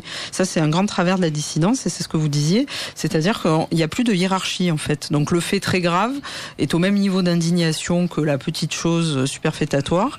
Et donc finalement, toute cette colère tourne à vide, en fait, puisqu'on ne l'entend plus. C'est le principe de la souffrance. C'est-à-dire que si on vous blesse, une fois vous allez avoir mal, 2 fois, 3 fois, enfin au bout du 25e coup, vous ne sentez plus rien. Bon, la société qu'ils prétendent combattre, c'est pareil. Hein. Un coup toutes les 2 heures sur les réseaux sociaux, au bout d'un moment. Il y a un conte magnifique qui illustre ce que vous dites, Gersand, c'est l'enfant qui criait au loup. Oui, c'est ça. C'est ça, c'est-à-dire que l'enfant crie au loup. Alors évidemment, les villageois arrivent et le loup n'est jamais là. Et puis un jour, évidemment, le loup est là et l'enfant se fait dévorer parce que là, il est à force de crier au loup quand le loup n'est pas, on finit par le négliger quand il vient, en fait. Et voilà. Ça, on le voit d'ailleurs dans la critique qu'ils font d'Emmanuel Macron. C'est-à-dire, ils critiquent tout et n'importe quoi, la moindre virgule de travers, la longueur des ourlets des jupes de Brigitte Macron, n'importe quoi. Et puis quand arrive enfin le truc important, c'est-à-dire la réduction des budgets de la défense ou peut-être la décision en tout cas qui mériterait d'être soumise à débat, de savoir si on doit passer à la voiture électrique en 2040, il n'y a plus personne. En tout cas, il y a des gens, mais qui par exemple ne nous parlent pas de la capacité de la France à installer rapidement un réseau électrique ou de l'incohérence qu'il y a à vouloir supprimer 17 centrales nucléaires qui produisent de l'électricité en même temps qu'on veut installer la voiture électrique. Voilà, autrement dit, la dissidence effectivement est toujours à l'affût du moindre fétu qui va pouvoir la nourrir. Un auditeur nous fait l'honneur de nous insulter. Donc j'entends ce soir quelques bavards nés de la dernière pluie. Oui. Alors, c'est adorable. En fait, vous ne connaissez pas notre âge, mais en fait, nous sommes raisonnablement vieux. Alors en tout cas pour le vôtre, pour 2 ou 3 d'entre nous. Voilà, oui, nous te connaissons. Voilà, tu n'as pas signé ton message, mais je sais qui tu es. Donc j'entends ce soir quelques bavards nés de la dernière pluie qui charrient des propos incohérents en mélangeant le vrai et le faux, s'en prennent même à un auteur comme Pierre Hillard, c'est pour vous Grégoire, dont les travaux devraient faire pâlir leurs prétentions puériles à tout critiquer. Eh bien, merci. Et donc un autre auditeur nous demande si nous avons lu les 4 tomes de Savants maudits, chercheurs exclus de Pierre Lance. J'avoue que je ne connais pas cet ouvrage, mais donc nous nous renseignerons. Et quelqu'un nous demande si Jésus est un dissident aussi, mais là nous allons laisser tomber cette phrase. Et non pas que la chose ne soit pas intéressante, et vraisemblablement Jésus était un vrai dissident, mais justement, d'une part, il est allé jusqu'au sacrifice ultime de sa vie, et surtout, il a réussi à construire quelque chose qui m'a l'air nettement plus intéressante que la société juive à Jérusalem au 1er siècle. Est-ce qu'il n'y a pas quelques sujets, comme par exemple, vous parliez de la technologie, où on se dit que le dissident, même un peu épileptique, même un peu paranoïaque, même un peu énervé, même un peu, léger et futile dans sa manière de s'énerver de tout et rien, a quand même raison. C'est-à-dire, cette espèce de refus de tout et d'alliance de tout contre tout, je suis avec tous ceux qui sont contre, a malgré tout un pendant qui est cette espèce de culture du progrès permanent qui est quand même extrêmement énervant, où on nous explique que si vous êtes progressiste, vous êtes obligé de tout accepter. Dire si vous êtes progressif, forcément le chemin de fer est génial. Si vous êtes progressif, forcément les engrais chimiques sont géniaux. Si vous êtes progressif, forcément l'énergie nucléaire est top. Qui dit ça aujourd'hui ? Mais beaucoup de gens. Mais si, c'est ça qui est fascinant. Par exemple, prenons le cas de la tour Triangle ou la Samaritaine. Et donc, ceux qui considéraient juste que la tour Triangle est moche, on nous expliquait, mais oui, vous êtes nuls. Et d'ailleurs, tous les gens ont dit ça au moment de la tour Eiffel, qui maintenant est un monument. Mais ce qu'oublie de dire ceux qui font cette espèce de réduction à l'antiprogressisme, c'est que aussi tous ceux qui ont gueulé contre la tour Montparnasse avaient de très bons arguments et qu'aujourd'hui personne ne défend la tour Montparnasse. Alors, on nous explique, oui, vous êtes contre la tour Triangle, comme ceux qui étaient contre la tour Eiffel, oui, mais aussi comme ceux qui étaient contre la tour Montparnasse. Oui, mais d'accord. Et donc, c'était une bonne idée d'être contre la tour Montparnasse. Je me souviens, pardonnez-moi, c'est ma marotte. Je me souviens qu'au début du 19e siècle, lorsque on voulait installer des gazoducs à l'intérieur de la ville, en France, sur le modèle anglais, où l'Académie des sciences n'y trouvait pas de soucis, les opposants français au progrès qui étaient censés être les gazoducs avaient excipé du fait que les gazoducs explosaient en Angleterre et donc ruiner quelques vies au passage. Et l'Académie des sciences disait ce n'est pas possible puisque scientifiquement les gazoducs ne peuvent pas exploser. Mais donc ils avaient raison de s'opposer à ce progrès-là. Bien sûr, mais le problème c'est que maintenant c'est une opposition systématique en fait. Oui, mais ce que je veux dire c'est systématique par rapport à cette espèce de culte du progrès qui lui aussi tout systématique. Non, mais tous les candidats anti-système nous vantaient l'innovation comme étant une manière de repeindre la girafe. Par exemple, sur une question, prenons une question précise, celle des OGM par exemple. Vous avez ce qu'on appelle un consensus scientifique sur le sujet. Donc ça signifie qu'il y a eu 500 études qui ont été faites pour savoir si les OGM étaient dangereux pour l'homme. Ces 500 études ont prouvé que ce n'était pas le cas. Donc là, on arrive à ce qu'on appelle un consensus scientifique, c'est-à-dire que, sauf information contraire, mais parce que la science ne peut pas affirmer une certitude absolue, si vous voulez. Donc, l'étude scientifique va vous dire, bon, en l'état actuel de nos connaissances, on peut en déduire que c'est sûr. Bon, sans oublier, si vous me permettez, que les enjeux ne sont pas seulement de nature sanitaire et scientifique. Oui, bien sûr. Mais là, je m'attaque à cette question. On a bien compris. J'ai essayé de refaire mon éducation scientifique. Mais non, non. Mais alors donc, c'est cette petite phrase en fait qui change tout. C'est-à-dire que là, on est dans un monde en fait où les gens et le dissident en particulier, il veut une certitude. Il veut le risque zéro parce qu'en fait, il a la pétoche de tout. Parce que c'est ça la vérité en fait. Comme je vous disais tout à l'heure, il a la peur panique de l'empoisonnement. Dès qu'il va manger une pomme, ça y est, peut-être qu'il y a un produit chimique, un truc. Bon. Or, notre alimentation n'a jamais été aussi saine. Les gens meurent quand même moins de maladies, d'infections bizarres, en tout cas liées à la nourriture. C'est de moins en moins fréquent. Il peut toujours y avoir un accident, mais c'est quand maintenant même... on le sait. Quand même. Oui. Donc cette peur des OGM, si vous voulez, elle est pas fondée, au point que même le Vatican a décrété que les hosties pouvaient être OGM. Le cas du pape François est un. Voilà. Alors, en même temps, il a décrété, en même temps, comme dirait Macron, il recommande le vin naturel et non pas un vin produit selon des méthodes conventionnelles. J'aime beaucoup quand vous, comme dirait Macron, et vous vous retournez vers moi. Non, mais a priori, bon, le Vatican n'est pas non plus connu pour son progressisme particulier. Donc bon, on doit pas parler du même Vatican. Non mais non mais vous avez raison. Sur ce consensus des OGM, il y a deux choses en fait bien, en même temps. Oui. C'est-à-dire, il y a effectivement une convergence des études qui disent que les OGM ne posent pas de problème à la santé humaine.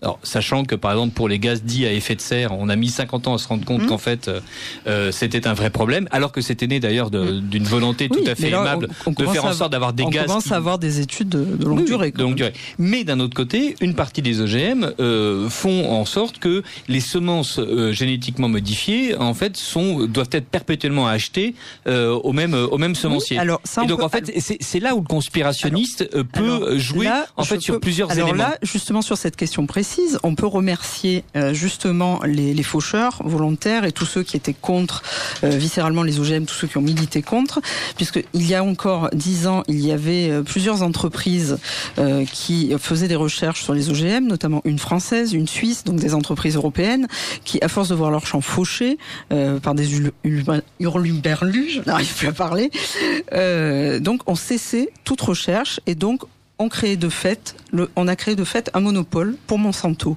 Parce que c'est Monsanto qui a créé ces fameux gènes qui obligent à racheter les semences. Et donc maintenant, tous les guignols, parce qu'il n'y a pas d'autre mot, qui sont en train de se balader à des sommets du G20 avec des panneaux non à Monsanto, en fait, sont ceux qui ont fait en sorte que Monsanto ait le monopole. Donc ces gens sont vraiment des idiots. Vraiment. Et voilà, il est 22h37 et nous venons d'annihiler la dissidence. Vous êtes sur Radio Courtoisie, vous pouvez encore nous joindre au 01 46 51 00 85 pour poser des questions à Philippe Ménard, Gersande Bessède, Pierre Cormarie et Grégoire Dubost, ou vous pouvez nous adresser un courriel à courtoisie@radiocourtoisie.fr. On a parlé du rapport à la science, on a parlé du rapport à la société.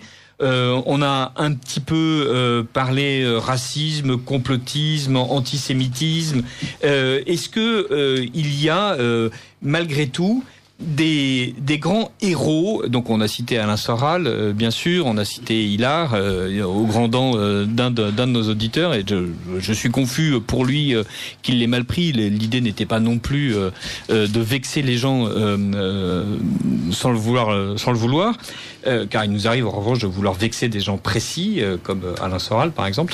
Est-ce qu'il y a d'autres gens dont on se dit c'est bizarre que les dissidents pieds-nickelés se réclament d'eux? Tiens, en fait, de temps en temps, on a par exemple une phrase de Bossuet, Dieu se moque de ceux qui chérissent les causes, qui ont apporté leur malheur. Enfin, je me souviens plus de la phrase exacte. Simone Veil, Camus. Mais ça c'est. Enfin, je parle de Simone Veil, la philosophe, et non pas Simone Veil, celle qui vient de mourir. C'est celle qui vient de mourir. Voilà, c'est la panthéonisée. Voilà. Il y a des modes dans la dissidence, donc il y a des auteurs, des penseurs qui qui sont régulièrement à la mode. Donc là, en ce moment, alors Chesterton, que Pierre a cité tout à l'heure, fait partie des auteurs un peu à la mode, mais chez les politiques, à proprement parler, vous avez Michéa, qui est très bien vu en ce moment. Alors personne, donc alors. On prend un tout petit bout de Michéa, qui est ce qu'il dit sur la décence commune, donc qu'il ne définit jamais, donc c'est bien commode, comme ça on en fait quelque chose de fourre-tout qu'on peut appliquer n'importe comment, et surtout pour critiquer le bourgeois, pour dire que ce salaud de bourgeois, vraiment, lui n'a aucune décence commune, que ce n'est que le petit peuple, donc cette dissidence a une vision marxiste en fait du peuple, puisqu'elle enfin le petit peuple est paré de toutes les vertus et qu'à l'inverse le bourgeois, à proportion de l'ignorance qu'on lui concède. Oui, alors en plus c'est quelque chose, comme je le disais, ils sont une contradiction permanente, parce qu'en même temps, dès qu'ils peuvent vomir sur la vulgarité, la déculturation de ce petit peuple qui regarde TF1 et Hanouna, oui, voilà, en même temps ils le font. Oui. Donc il y a une incohérence absolue là aussi. Donc il y a une incapacité à prendre la vie dans ce qu'elle a de joyeux. En fait, ce qu'il y a d'assez agréable chez Rabelais, qui est pas vraiment un dissident, mais qui est pas non plus le mec dont on imagine qu'il a pu être un fonctionnaire sympathique et un peu été noir, c'est que il est d'une réjouissante vulgarité. Voilà, il n'hésite pas à parler fesses et caca. Non, mais surtout mais parce que Rabelais, alors dans ce cas-là, Rabelais comme Montaigne ou comme Nietzsche, enfin comme ces auteurs-là, ce sont des gens qui affirment la vie, qui affirment le monde, alors qu'ils peuvent critiquer. Rabelais critique la guerre, critique le pouvoir clérical, critique parfois effectivement les scientifiques aussi de son époque. Mais je veux dire, il ne remet jamais en question ni la société, ni la science, ni la médecine, etc. Et d'ailleurs, c'est comme dans ce cas-là, c'est comme Molière. Enfin, c'est toujours la même chose. C'est-à-dire que le dissident, c'est la troisième fois que je le dis, mais c'est celui qui jette le bébé avec l'eau du bain. Je veux dire par là que il ne critique pas les excès du système, il critique le système. Et comme effectivement, on est tous des critiques du système, qu'on soit de droite, gauche, qu'on soit de toute obédience, on a tous nos comment dire, notre volonté de critiquer la société, de critiquer certaines formes de la société. Et c'est pour cela, mais c'est comme avec Michel Onfray dont on parlait il y a quelques semaines. C'est-à-dire qu'à un moment donné, on va tomber d'accord avec Michel Onfray ou avec Alain Soral. Je les mets pas du tout au même niveau. Hein. C'est quand même très différent. Mais quand Alain Soral est arrivé sur le marché, Alain Soral c'était un ancien communiste. Il avait fait son livre avec Hector Obalque sur la mode expliquée aux parents. Mais quand il a fait les premiers livres, Socrate à Saint-Tropez, Misère du désir, etc. Il était invité chez Ardisson. Il était même, je pense, il a même donné des interviews au Figaro à Valeurs Actuelles. C'était une bénédiction pour une certaine droite un peu réactionnaire, ce type qui arrivait, qui avait je le défends pas du tout, mais enfin, il faut bien toujours reconnaître. Non, mais il était paré des grâces du converti. Exactement. Non, mais il venait, il critiquait les médias, il remettait les bien-pensants en place. C'était effectivement très très plaisant et on trouvait bon, évidemment, c'est ni Tocqueville ni Montaigne pour le coup, ça c'est clair. Mais enfin bon, le type avait quelque chose de ridicule, mais quelque chose de relativement sympathique. Ensuite, il est passé au Front National. Bon, très bien. Puis il a vu qu'il ne pouvait pas manipuler le Front National, parce que c'est ça, hein, le dissident est quand même un manipulateur, et donc il a fondé Égalité et Réconciliation. Et là, il est tombé dans le complotisme et dans l'antisémitisme et le révisionnisme, ce que vous disiez tout à l'heure, Grégoire. D'ailleurs, c'est ça aussi qui est intéressant, parce que moi, ce qui m'intéresse dans le dissident, c'est pas tant le pied nickelé que vraiment là aussi, je me répète, que vraiment le type dangereux. Quand on est complotiste, on croit effectivement, c'est ce que vous disiez tout à l'heure, que en gros il y aurait une volonté d'élite occulte qui sont en train de manipuler tout le monde. Donc il y aurait l'histoire serait faite en fait par les francs-maçons par exemple, ou par les juifs. Et là on est dans la dimension très ténébreuse du dissident, parce que le dissident complotiste, il pense effectivement que la société est le produit de ficelles. Qui dit ficelle donc dit coupable, et qui dit coupable dit gens qu'il faut lyncher. D'ailleurs, quand on parle d'Alain Soral, quand lui il dit je suis la dissidence, nous sommes la dissidence, en gros nous sommes l'antisémitisme.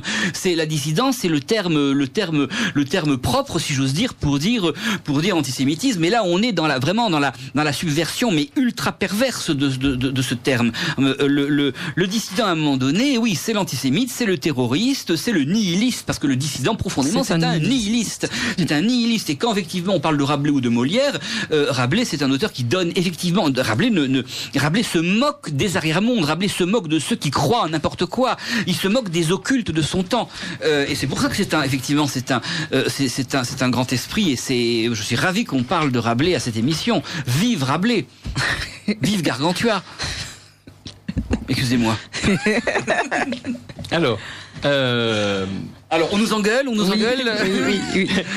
Une auditrice nous dit, vous feriez mieux de consulter un lexique latin, mais voilà. Alors, je tiens à adresser, une protestation solennelle, officielle, orale, immédiate, sur le fait que ce studio d'enregistrement manque cruellement d'outils, puisque nous avons un cochon pour y déposer nos oboles lorsque nous prononçons des mots anglais, ou anglo-saxons, mais nous n'avons pas sous la main en fait de lexique latin.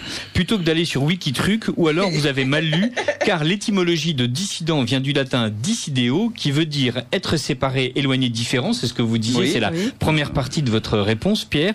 Être en désaccord, ne pas s'accorder avec quelqu'un, mais cela n'a absolument rien à voir avec s'asseoir.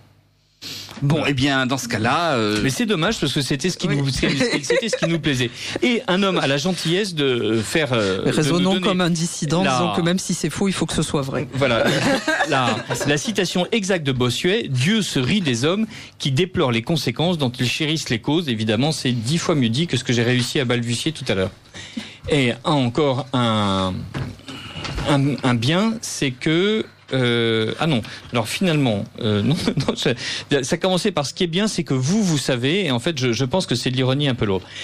Imperméable au doute, vous grossissez systématiquement le trait avec un mélange des genres qui ne signifie rien. La courtoisie implique la tolérance. Avez-vous... Oui. Ah, zut, je n'arrive pas à lire un mot. Avez-vous lu tout ? Connaissez-vous tout ? Alors non, effectivement, nous n'avons pas tout lu, nous ne connaissons pas tout, mais on en connaît quand même un sacré paquet, il faut le dire. On est quand même assez cultivés autour de cette table. En plus, c'est notre métier, c'est ce qu'on fait après tous les jours. On ne grossit pas systématiquement le trait. Effectivement, nous essayons. On a essayé d'être plutôt nuancé parce de dire qu'il y a les dissidents qui sont les vrais dissidents, comme ceux que nous avons cités, Solzhenitsyn, Chalamov, Bandi, ce dissident nord-coréen dont nous avons lu le livre. Je ne sais pas si cet auditeur. Et après ça, il y a les dissidents pieds nickelés. Nous avons distingué entre Michel Onfray et Alain Soral. Autrement dit, le fait que nous nous moquions des dissidents pieds nickelés, c'est notre choix. Le fait que nous grossissions systématiquement tout, non, nous sommes en train d'analyser un animal politique dont nous considérons en fait qu'il fait du mal à la cause. Oui. En fait, c'est ça le souci, c'est que être contre la République, c'est parfait.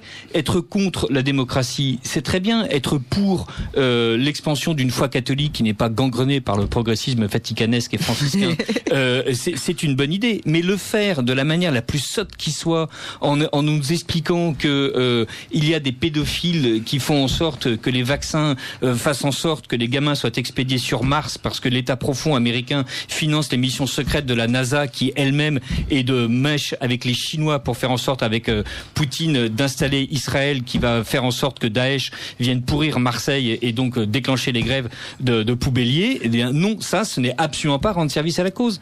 Et rendre service à la cause, ce n'est pas balbutier chaque matin en éructant sur Internet, sur Facebook, sur Twitter et dans les réseaux sociaux le fait que l'Occident est en train de mourir parce qu'un crétin brésilien s'est déguisé en sirène ou en lapin avec une carotte placée au mauvais endroit. Voilà, c'est ce qui est absolument terrible, c'est que la dissidence ridiculise en fait le combat.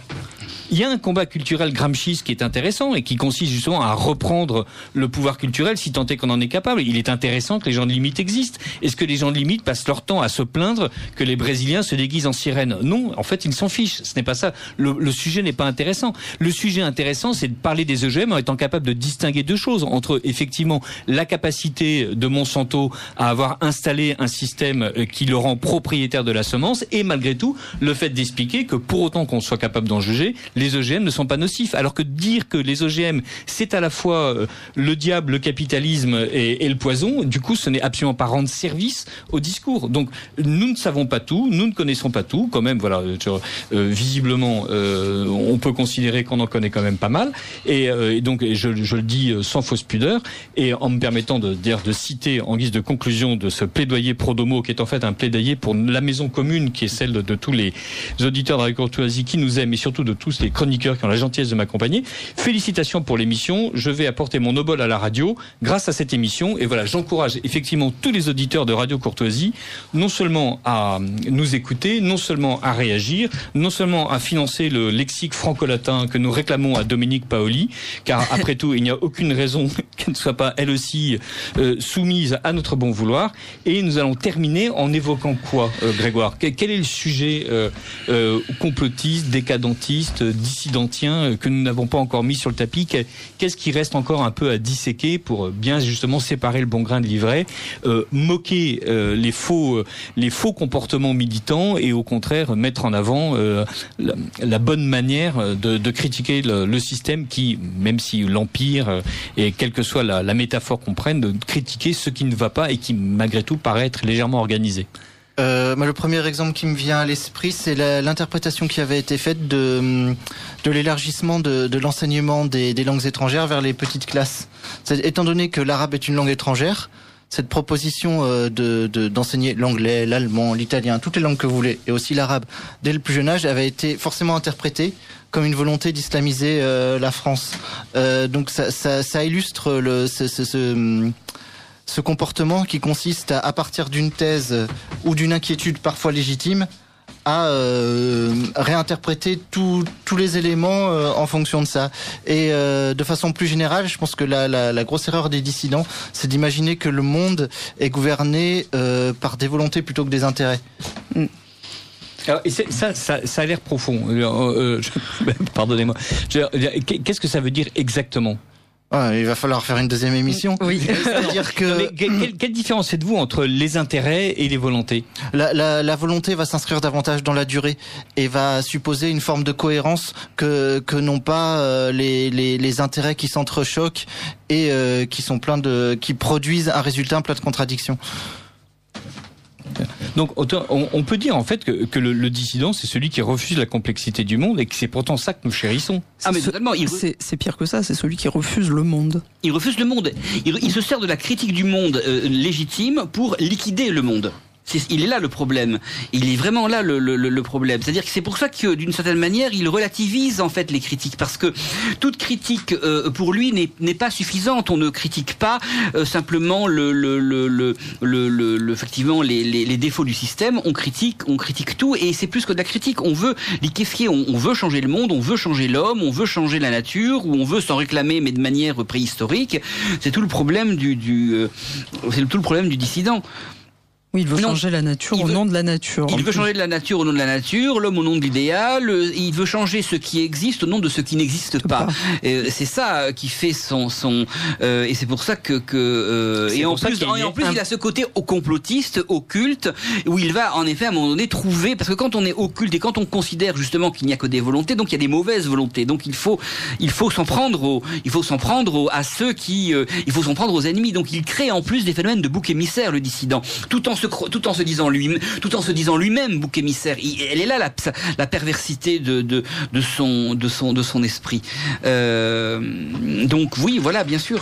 Et c'est pour ça qu'il est invinciblement entraîné vers le nihilisme, en fait. Il est même produit par le nihilisme, et il peut aller jusqu'au... Et donc, c'est pour ça, voilà, là, on commence à avoir fait le tour le tour de la question. Moi, simplement, oui, on a commencé par rendre hommage mais il y en a, effectivement, il y a un article du 11 juillet, dans Le Monde, qui nous rappelle, que Pékin, refuse aux dissidents élus, aux vrais dissidents Liu Xiaobo, qui a été prix Nobel de la paix, qui avait été condamné à 11 ans de prison pour subversion au pouvoir de l'État, qui a vraiment lui connu le camp et la rééducation par le travail, parce que tout simplement il voulait un peu plus pour le coup de démocratie au sens noble du terme en Chine. Eh bien, il a eu un cancer du foie, il va mourir, et lui voudrait effectivement aller dans un pays occidental pour y être soigné, et sans doute pour y être pour mourir, et Et donc, pour l'instant, les autorités de Pékin refusent de le laisser partir. Donc là, voilà, là, on a affaire à un pays qui est encore totalitaire et qui persécute un véritable dissident qui, lui, est l'honneur de la dissidence. Et l'honneur de la dissidence aussi dans tous ces pays, ce sont évidemment tous les évêques catholiques chinois de l'église clandestine qui sont humiliés en permanence.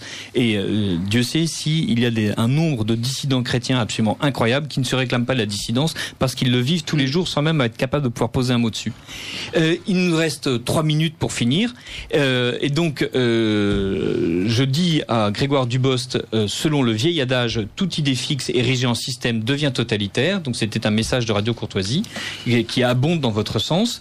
Un autre auditeur de Radio Courtoisie nous dit « J'ai trop de choses à dire, mais je ne sais pas par quoi commencer ». Donc, je pense qu'il n'est pas totalement d'accord, mais il termine avec un post-scriptum. Merci ce soir de critiquer ceux qui, moi aussi, m'insupportent, comme Soral, Hilar, la droite nation qui n'a que Proudhon et Michéa à la bouche, etc.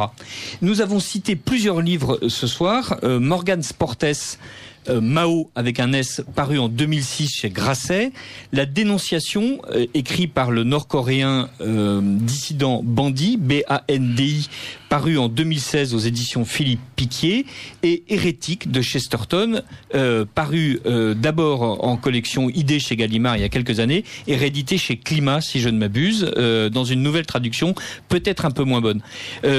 Normalement, chaque émission est l'occasion de parler d'un mot français, que nous n'avons pas tiré de lexique, mais de nos lectures, et je tiens à vous dire aujourd'hui, dans les quelques minutes qui nous restent, ce mot parlier, que je trouve très joli, puisque ça désigne exactement ce que nous venons de faire, et ça désigne surtout celui qui, sur les chantiers, était l'intermédiaire entre les architectes et les ouvriers. Donc le parlier, qui était aussi l'appareilleur, c'était celui qui venait transmettre la parole de l'architecte à tous ceux qui concouraient aux grandes œuvres. Et c'est exactement ce que nous faisons, nous autres chroniqueurs de Radio Courtoisie, par rapport à ce grand œuvre qui est la Renaissance de la France. Nous sommes les parliers qui venons vers vous pour vous inviter non pas à être des dissidents pieds nickelés, mais pour être ceux qui vont concourir à la Renaissance de la France. Il nous reste 15 secondes. Pierre, est-ce que vous avez une phrase à nous dire ? Et les assis, genoux aux dents, vers pianistes, les 10 doigts sous leur siège aux rumeurs de tambour, s'écoutent clapoter des barcaroles tristes et leurs caboches vont dans des roulis d'amour. Ça peut être un dissident pied nickelé, ça. C'est tout à fait. Les assis de Rimbaud. Mais c'est parfait. Grégoire, et voilà, en fait, à vous, je donne 30 secondes. 30 secondes. Mais comment dirais-je Non, ce qu'il faut, c'est écouter les gens et les lire, parce que certains auditeurs s'inquiétaient à l'idée que, comment dirais-je, on ait quelques idées fixes, mais c'est à force d'être confronté à des caricatures que je m'en suis défié. D'être confronté à des gens qui eux ont des idées fixes, en fait. Ah, donc, et je recommande la lecture de l'Action française 2000, où vous êtes journaliste et qui, tous les 15 jours, s'efforce non pas de dénoncer le système avec des mots convenus, mais au contraire d'exposer ce monde tel qu'il peut être dans ses caractères décevants, mais aussi tel qu'il peut advenir dans ses caractères aimables, comme ce que le numérique peut nous apporter, ou ce qu'une nouvelle industrialisation peut nous donner, ou même quel débat d'idées, justement, fait surgir des gens qui ne se contentent pas de critiquer, mais qui proposent de reconstruire quelque chose. Et tout cela sous l'égide d'un rédacteur en chef exceptionnel, évidemment. Merci. Gersande ? Bien, arrêtez d'être subversif, c'est postmoderne. Parfait. Eh bien, je vous remercie. Je vous donne rendez-vous dans 15 jours pour un libre journal de la réaction qui sera consacré, comme d'habitude, à la politique et à l'industrie. Et avant, dans un mois, de traiter d'un autre sujet culturel. Merci beaucoup. Vous étiez sur Radio Courtoisie. C'était le libre journal de la réaction.